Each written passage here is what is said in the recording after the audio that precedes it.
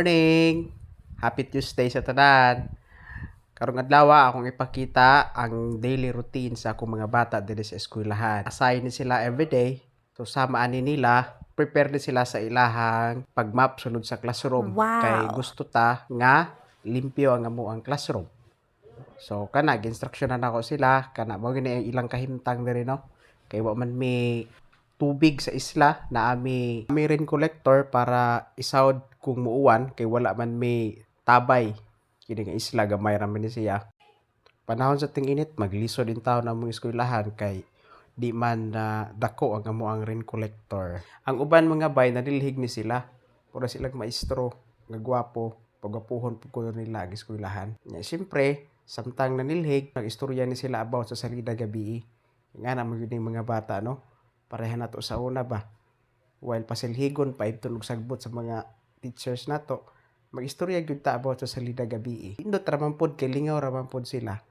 Nya tanawa ang uban no. Wa na naminaw sa akong giistorya kay focus sa salida nga ilang gisgutan. Kada buntag mao gyud ni among ginabuhat para ma-maintain ang cleanliness sa among eskwelahan.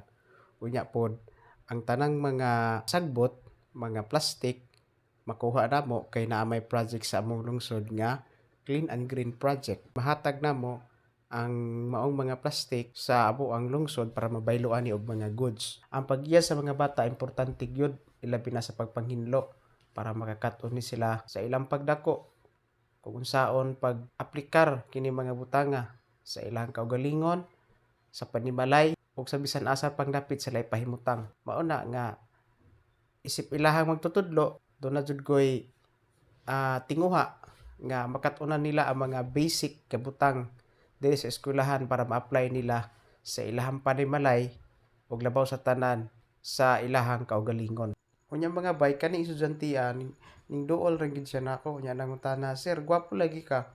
Unsa day imong gamit?" Yung anak ko safeguard ra man.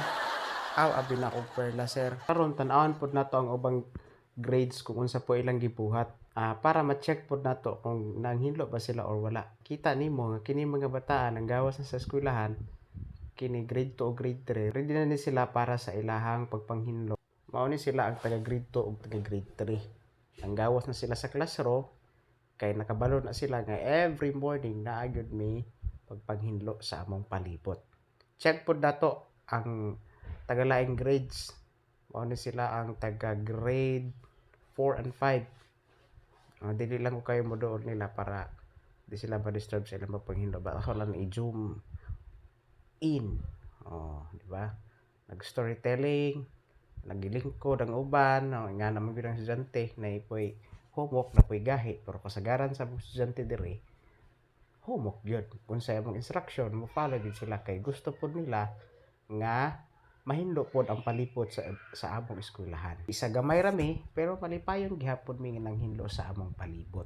Mao nay giingon nga cleanliness is next to godliness. Mabutang gyud sa ilang hunahuna nga ang pangpanglimpyo importante gyud kada adlaw. Doon na po yung mga bata nga akong gi-assign diri sa kilid nga portion sa ako ang classroom. Nanilhig ni sila kay akong instruction nila nga ma-assign gyud mo dinhiya kay para dili kayo ma-distracta sa atong klase kay dool ra ba sa atong klase. Nanilhig taon ni sila og tama. While nanilhig naghiskot siguro ni sila nagbuwag na res katnyel. Uwahay ra sila kay balita mga bay.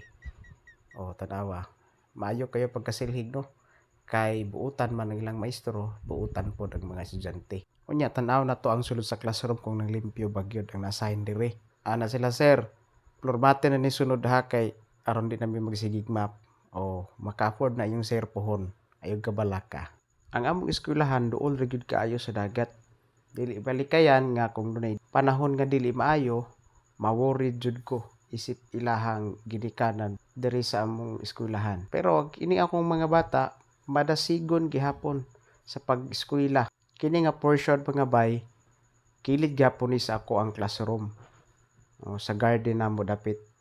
Nya ilan ning gihinluan kay matud pa nila, sir amo ning hinluan sir kay para moagi dire dili ma-slide nya klaro pod ba. Kay daghan ra bagbato. Dili papandol para dili sila masamad. Mo na nga ilahag yung gusto nga hinluan diri dapita. Unya ako apod silang instruction nga dapat hinluan pod na diha kay mao na ang agianan sa mga tao diha. Isa una man gud diri hugaw kayo ni diri dapita. Naningkamot mi kauban sa ako ang mga bata nga mahindlo gid diri dapita kay sa una man gud basurahan ni siya nga dapit pero karon garden na siya namo unya hinlo na gid siya tan-awon. Kanunay man na gihinloan.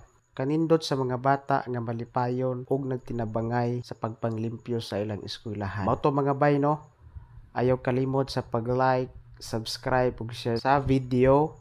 Isip suporta na pod sa among channel.